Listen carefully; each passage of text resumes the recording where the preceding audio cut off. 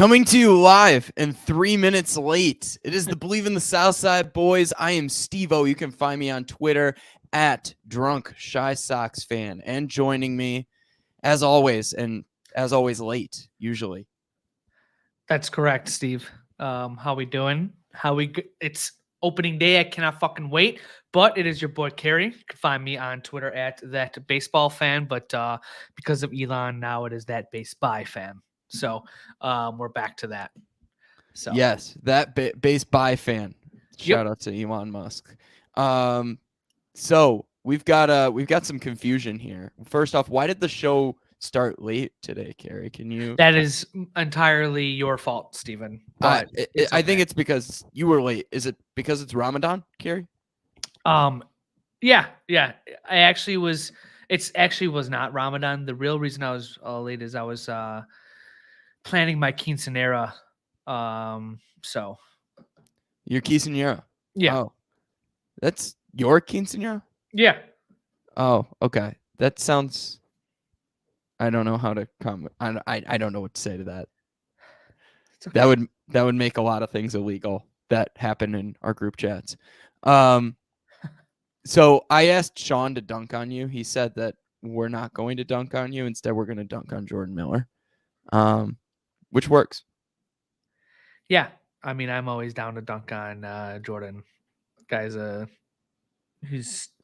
love him, but I wanna hurt him.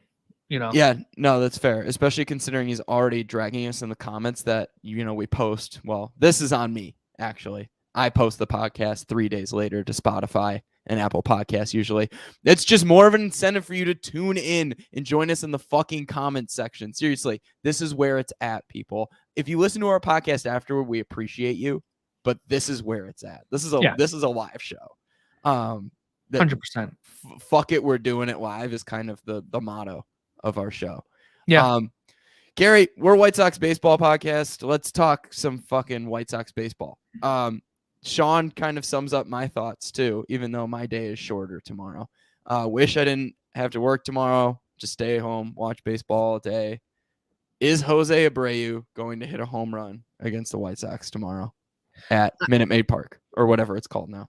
I don't think it's going to be tomorrow, but it's going to happen this weekend. You know that. Oh, for sure. 4-game set. He's going to go yard at least once, right? Yeah, 100%. He has to. And, you'll see on Twitter, everybody saying like, fuck you, Jose and shit. And I'll be one of them, and it's just funny how, I made a comment about Jose Abreu a few weeks ago and people were messaging me like, how could you do that? And I'm like, he's not on the team anymore. And homie never won shit for us. So, like, I love him. Don't get me wrong. Right. But, like, no, he left, Right. Why? Let me ask you this. Do you think the team, the way they are constructed now, is better than the team and how they were constructed last year? I think in theory, yes. I mean, like, when you think about the outfield, right? You're taking away Gavin Sheets and Andrew Vaughn in the outfield. You're taking that equation out, and you're adding Benintendi, who's a good outfielder, and Oscar Colas.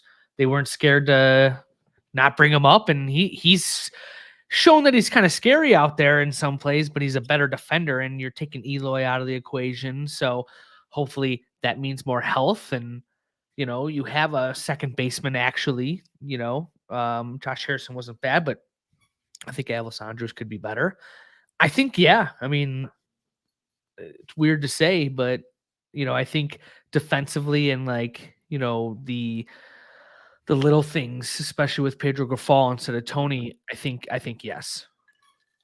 Absolutely. And a lot of this is contingent on the fact that the White Sox stay healthy, right? But if this lineup is healthy, it is constructed better. It really is. Andrew Benintendi is an upgrade to the corner outfield situation that we had last year that you already mentioned. Elvis Andrus is basically a second shortstop playing at second base, okay? Yep.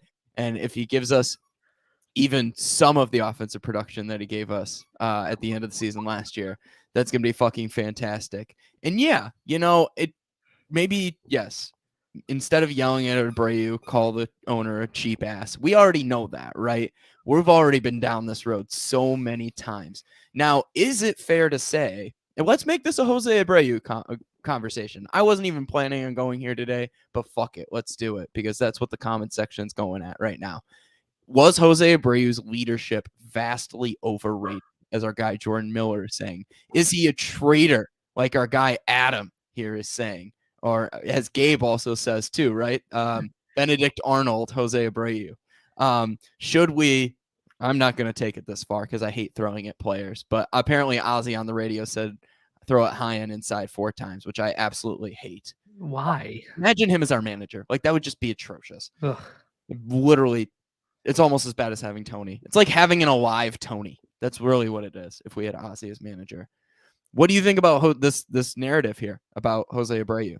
Oh, vastly overrated leadership, or like, is he going I, to be that missed? I feel like leadership and stuff like that in the clubhouse is like overblown, in my opinion. I think that how do we know? Jordan Miller for sure fucking doesn't know. That I can tell you, he does not know. I don't know. You don't know. The only thing you can go by is what the players say, right? And you don't Right. know if it's even that genuine because of what's up, Louis? Because of they can't say bad shit, for PR reasons. So Mm-hmm. I don't know. I think having a guy like that and maybe with that language barrier might be harder if he was the leader, but maybe Tim Anderson embraces that shit this year. All the praise that he got for being in the clubhouse for the WBC team and being Mm-hmm. a leader. Maybe he brings that into this team and it, shows in Pedro Falls that type of manager, not like Tony that lets a guy like that kind of take control. Yeah, and it's going to be needed. Somebody's going to have to step up. And I think for the guys who are on the field on a daily basis, it's got to be Tim. And for the guys who are in the bullpen slash your pitchers, it's got, in my opinion, it's got to be Lucas Giolito, right? Yeah. He's in a contract year, he's in a prove it year, and he's been with the team longer than most of the rotation has. Yeah. Now, here's what I got to say about Jose Abreu. First, obviously, the fact that you're not paying a 36-year-old $55 million over 3 years, especially if he, number one, even if he is 36 years old, as our guy Senior said here.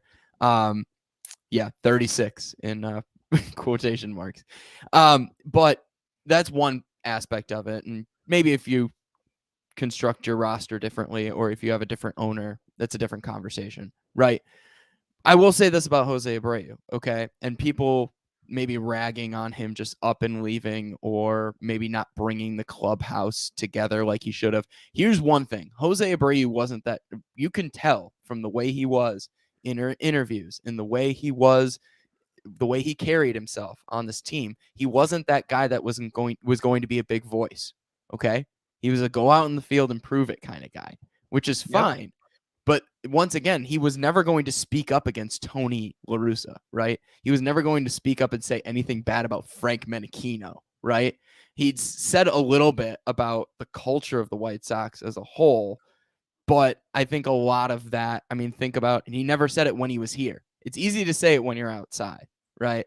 He's never going to say it when he's here. Wilson Contreras did the same exact thing to the Cubs after he left the Cardinals, right?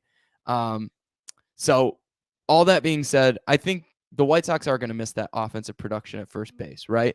But Andrew Vaughn, right, is going to step in, right? He should be able to provide that.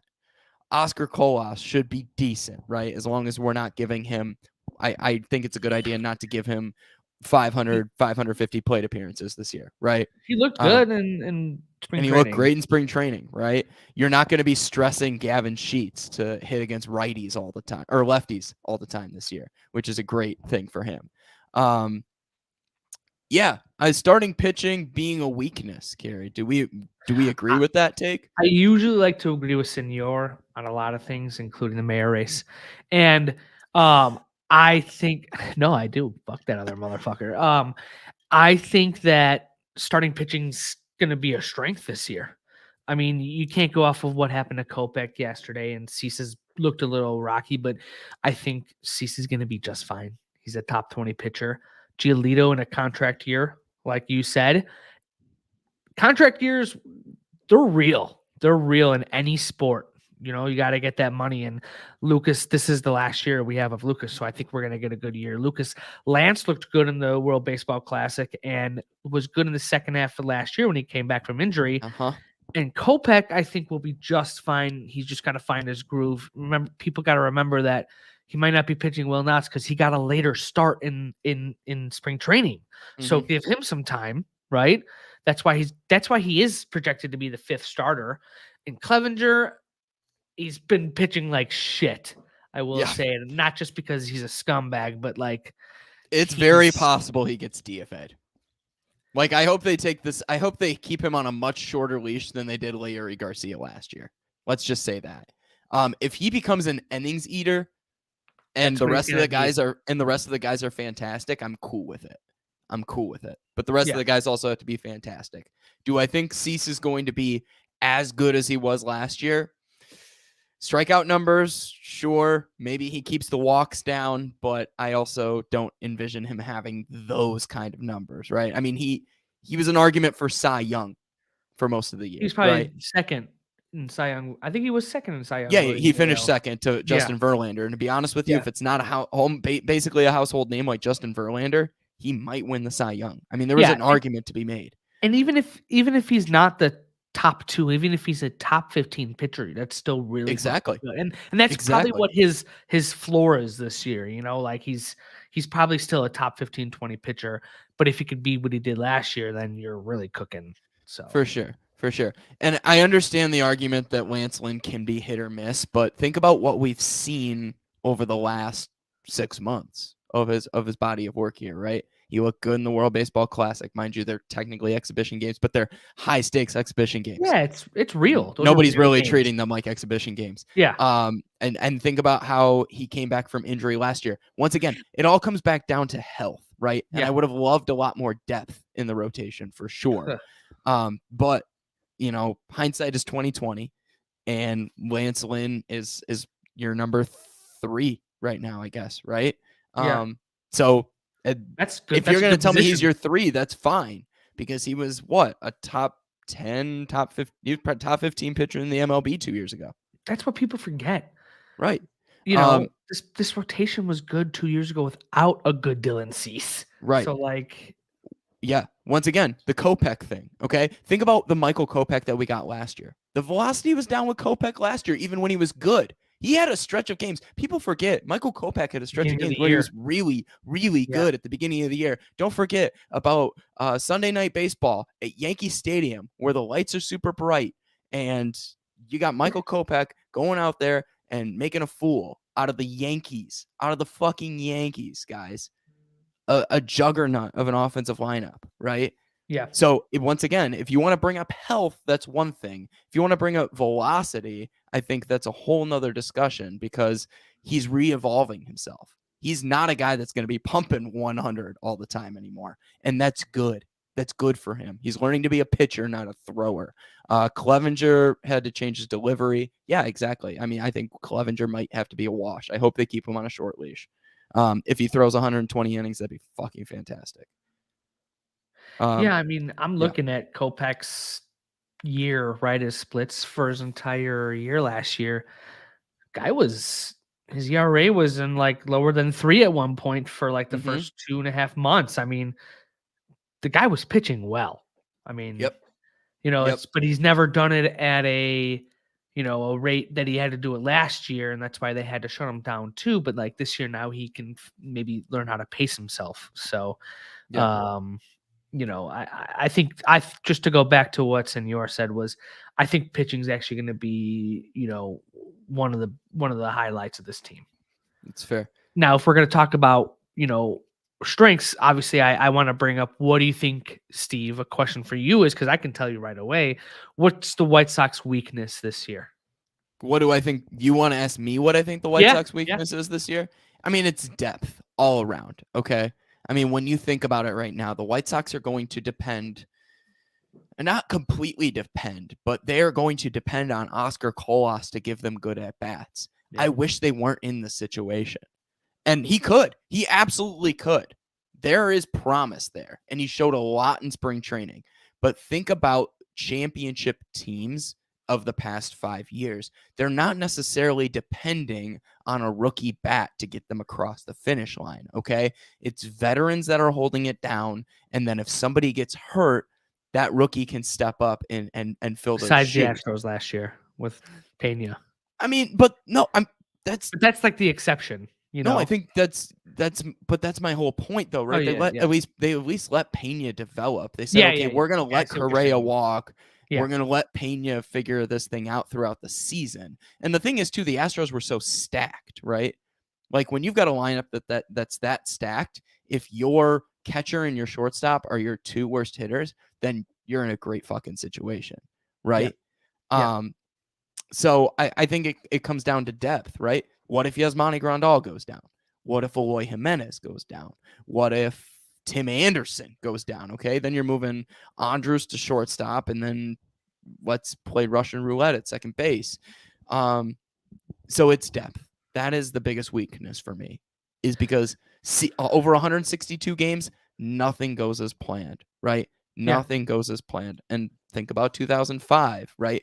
The White Sox got a little bit lucky. Frank Thomas goes down early in the year, and they fill his shoes with Carl Everett, right? And Carl, Carl. hey, he was serviceable. Yeah. He was serviceable. So that's my issue, right? If one of these key players goes down, who fills in? Yeah. And I agree with you. Depth's always been an issue with the White Sox, and that's why it's funny when like B-Flow posts that picture just saying like White Sox way, just stay healthy, because it's so true. But what I was gonna bring up as far as weakness this year is home runs. Are we sure this team's gonna hit home runs again? I mean, they didn't do it Hopefully, last year, hopefully the plate and approach, right? that's what I'm saying. Hope maybe with a different, hitting coach and new manager, but like home runs were a problem last year for the White Sox. I don't even think a guy hit 20. I think it was like 19. Correct. And you got rid of Jose Abreu and you supplemented him with Benintendi, who will hit 5, right? So like I know baseball numbers, home runs were down pretty much all last year, and pretty much they were down, but like that's my worry is, are they going to hit home runs? Because that's such a vital part of this game now is, hitting bombs. And, the lineup's deep. Don't get me wrong. I mean, I'm looking at the lineup, projected lineup, and you got Grandal batting 7th, Oscar Colas batting 8th, Andres 9th potentially. I mean, that's a deep lineup, but can they hit? Can one guy hit, you know, that 35 home runs you need? And Exactly. that's Eloy Jimenez, right? I mean, like that's got to be the guy. Him and Eloy Luis and Vaughn. Robert And him Vaughn. and Vaughn. I would say those 3 guys need to be your 25 to 35 home run guys, with Absolutely. potentially Moncada having that every other year where he's good at, doing that. And potentially Grandal, but Absolutely. that's just my problem. That's what I think might be their weaknesses, home runs. That's fair. I mean, you gotta hit the ball, go far, team go far. I mean, Yeah. it's pretty simple. In the games, I wish I had a stat to show this right now. I obviously should do more research for this podcast, but I ain't nobody got time for that. It was very apparent where in games where the White Sox hit home runs, they did a lot better in games when they did not hit home runs. Okay. And yes, Eloy is the big bopper potential guy. Absolutely. Eloy, if healthy, think about that year. Was that his rookie year? It was his rookie year. Yeah, his first year. 2019. He goes out there. He plays in 131 games, right? That's it. 131 games. And he still hit 31 bombs. Yeah. Okay. Say he played, fingers crossed, right? He plays 140 and he's got just as much pop, right? Maybe he gets closer to 35 than he does 30, right? With the development that he's had and the pitches that he's seen and the experience that he's had. I would hope so. If Eloy Jimenez leads this team in home runs, it's got to be a number that's closer to 30 to 35, not 20 like last year. And I really do think that getting Frank Menachino out of the mix is going to make a huge difference. If we want to talk about strengths too, I love that Sean brought this up about our guy Sean Jankowski here. Brought this up about the 05 team. Went through 3 closers in 2005. Bonus points, Carrie, if you can name them. That's really easy. Shingo Takatu, Dustin Hermanson, and Bobby Jenks. That's very good. I'm so proud of you. I forgot you were like almost an adult when that happened. I had my license, bro. Yeah, that's true. That's about it. I'm jealous you got to go to the parade. Skip school for it. Now, do you see a closer by committee situation for the White Sox this year? I mean, to start out, yeah, Mm-hmm. absolutely. I mean, what choice do they have? I mean, unless one guy can solidify it, right? And my hope is that's Raylo. I really think he can step into that closer role and, you know, high strikeout rate, low walks, no home runs last year. I mean, does he have the cojones for it, right? And it's different to be a closer. I truly believe that. Um, so I think he might start. I know he's saying it's going to be a committee. I think he might stick with one guy for now, right? Because you want to have these relievers in their roles, right? I mean, you want to have Crochet and you want to have Bummer in that role. And well, I don't even think Crochet is going to start with the team, but you want to have Bummer and Dickman, in that role, and then those righties like Graveman and Kelly to help supplement that too. But we all know when Liam comes back, it's his role. So Yeah, no, 100%. And we got great news recently about Liam Hendricks. yeah, just Obviously today. he's been throwing bullpens, and they're saying that they're hoping for his return by the end of June. Yeah, they didn't even put him on the 60-day, which is like kind of crazy to me. Yeah, I mean, So I would definitely do that.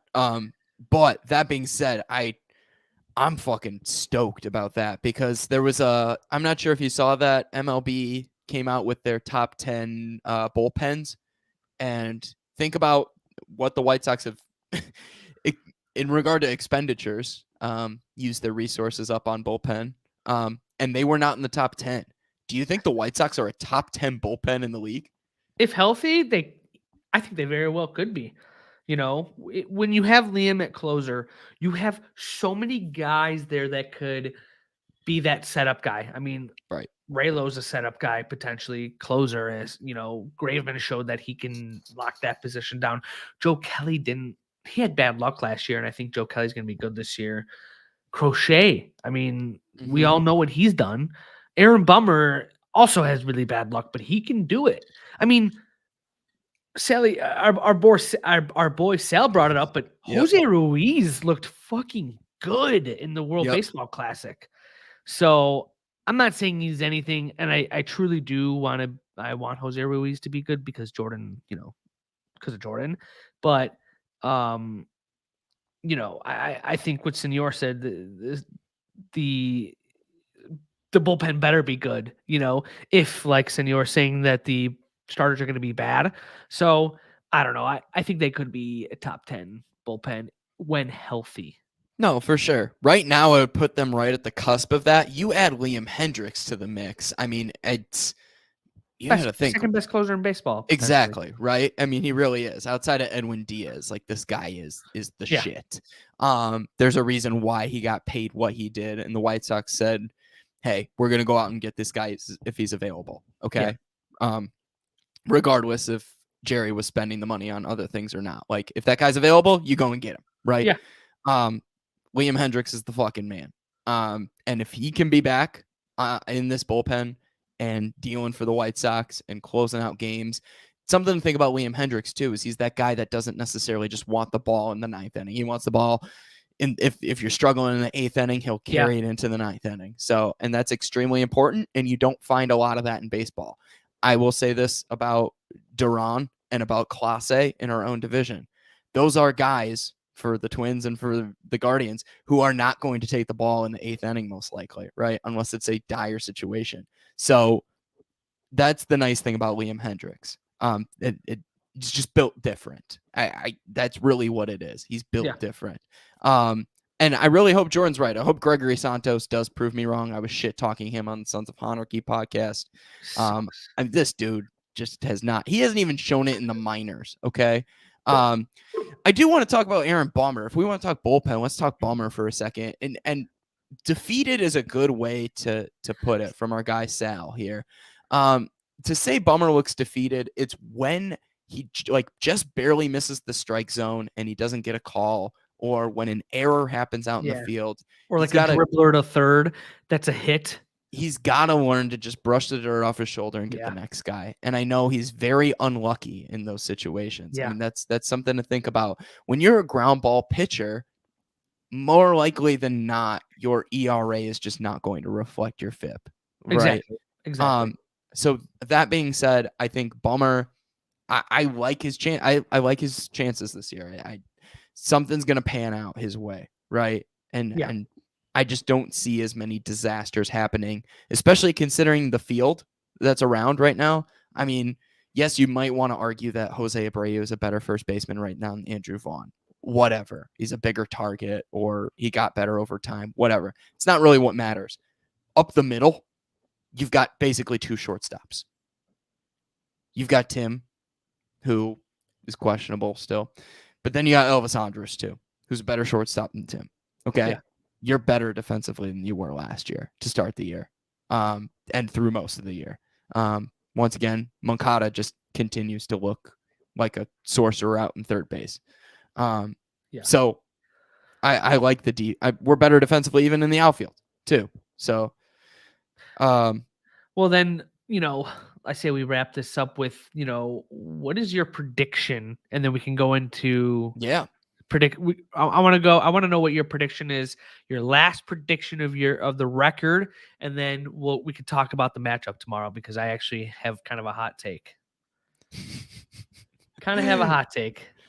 That's hilarious from my guy Ryan Ferrucci here in the comments. You do look like the host of the Sons of Monarchy. I do. You're right. He's got a but I bald don't head look too. like that other bozo. So I know. You're about his height. He's just we both have nice hair.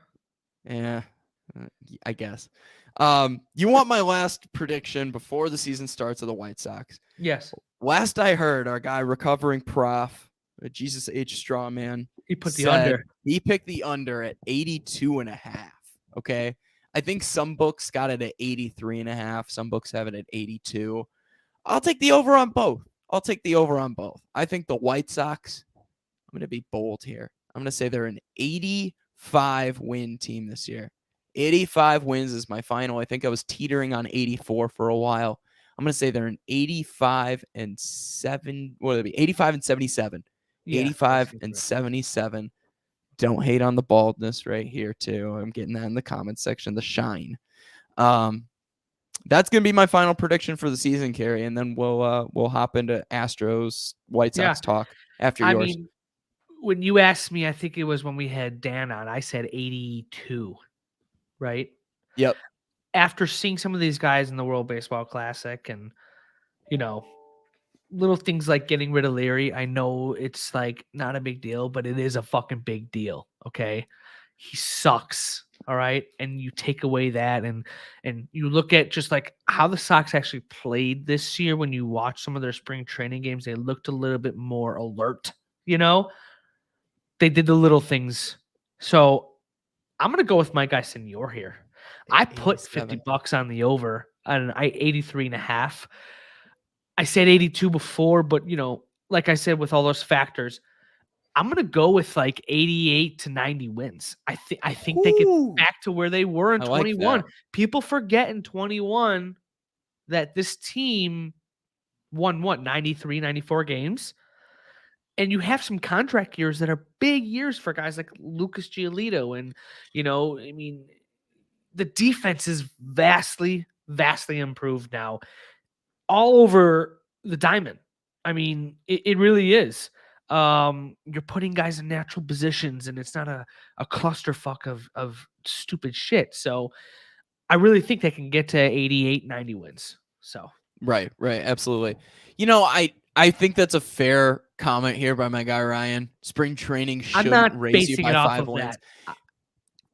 One thing to consider is that this team had so many health issues last year. That's the thing, right? Like everything went wrong health-wise. Yeah. Then everything on top of that, you think about the coaching staff that's completely turned over. The hitting coach. Exactly. Hitting coach as well as manager. And then on top of that, I think about the lineup construction, right?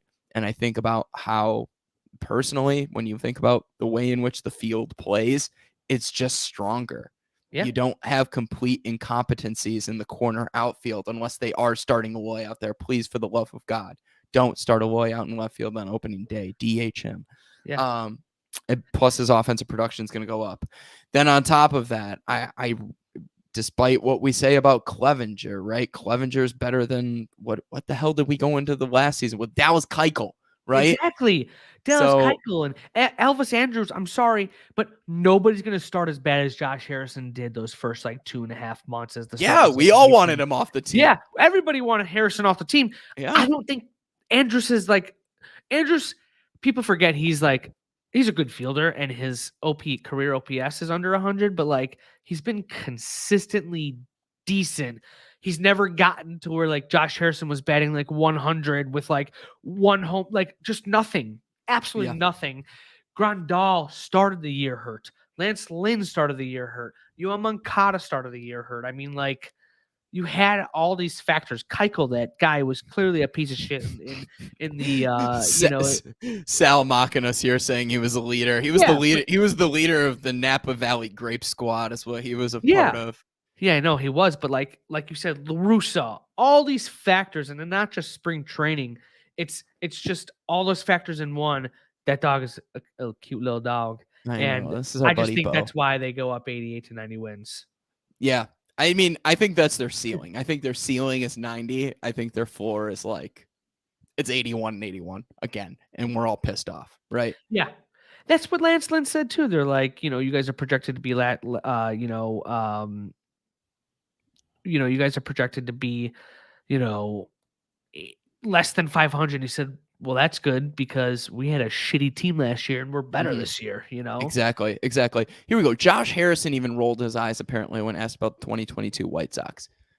That I should tell want to you see everything. that. It's a complete culture shift, okay? And I know you can't measure that with analytics and Statcast and the data era of baseball that we have today. However, it's still an important part of the game, right?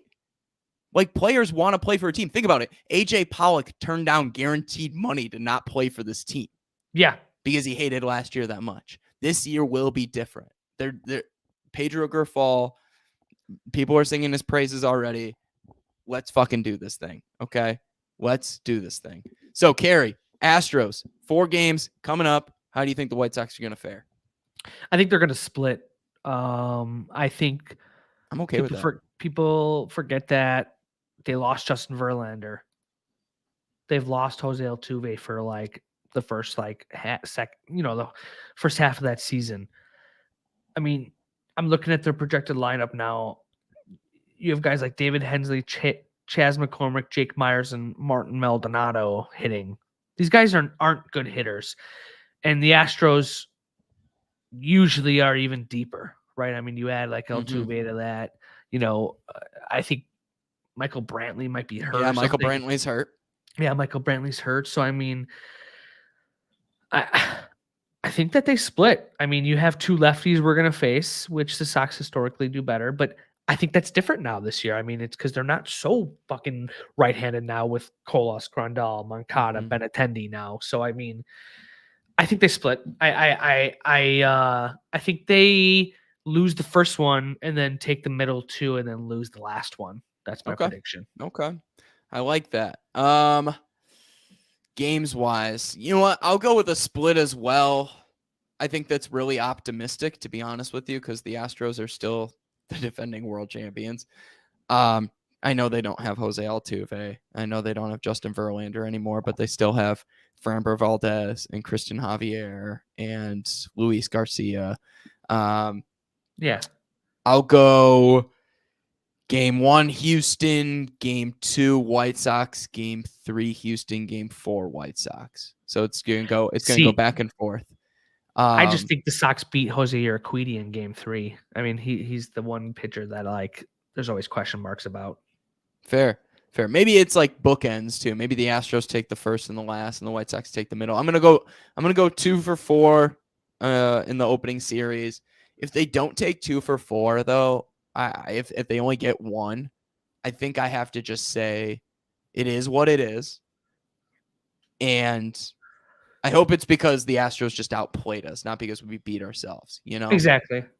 And that being said, though, if they lose 3 out of 4 in Houston, then you come back and you take care of business and you sweep the fucking Giants. San Francisco Giants because they are god awful. Yeah. Look at that lineup. The best player on that team didn't even play last year. Yeah. Michael Conforto is probably the best player on that team. and he didn't Yeah, even and you play don't last even year. know what he's gonna do. Exactly. What are they going to depend on? Mitch Haniger and Jock Peterson? Like, come on now, fuck out of here. Peterson's a Jew. Yeah, I know. And then after San Francisco, you have Pittsburgh, Minnesota. So I mean, like you could, go They on a got to nice. beat bad teams. Like, beat bad teams this year, please. Don't split with bad teams. Beat the ever loving piss out of them, please and thank you. Final thoughts, Carrie, as we wrap this thing up. No, I think this is a good episode just talking about this team. And, I mean, we're going to go back to our, what we do during the season, which is what I think every like Wednesday and Sunday, I believe. So we'll go back to twice a week, which I'm excited for. Hell yeah. And it's going to be nice to just talk about them for the full year with you. So I'm excited about that. And, I think it's going to be less stress as far as like, why are the White Sox in the headlines? Oh shit, our manager walked a guy again with a 1-2 count, and bullshit like that Tony was, that he had a pacemaker, like all this shit that came out. I just think that Grafal's gonna be the guy that kind of like condenses that and makes it less. So I'm looking forward to this year. I think it's gonna be less stressful, and I'm optimistic. I don't know why. Absolutely. Absolutely. I think after last year and getting that taste of the playoffs back-to-back years, we were all like blindly optimistic, right? And really not taking into consideration how bad the roster construction was. Yes. Correct. So, and then all the injuries hit and we all like went into depression mode by the middle of summer, right? Yeah. Yep. So exactly. Let's just not go out there and look like jabronis. That being said, I hope we don't get too many Pedro Grafal lineup tweets, unless they're useless Jay Kuda stats. I'm very much looking forward to those. But yeah, that being said, I'm optimistic for this White Sox team. I will be disappointed if they don't make the playoffs, as we should be, because this is our quote unquote window, according to our genius GM Rick Hahn. So if they don't make the playoffs, I mean, I'll be disappointed. But that being said, I obviously have been left with the taste of last year in my mouth, and it can't get much worse, right? There's no way it gets worse. Put me on record. There's no way it gets worse. All right. On that note, we're signing off, and we'll see you in the middle of what day is it this week? Actually, we'll see you on Sunday. The weekend. Yeah, fuck yeah. We'll see you on Sunday. Have a good one, everybody. Peace. Support the troops, Huck. Thank you for your service, Huck.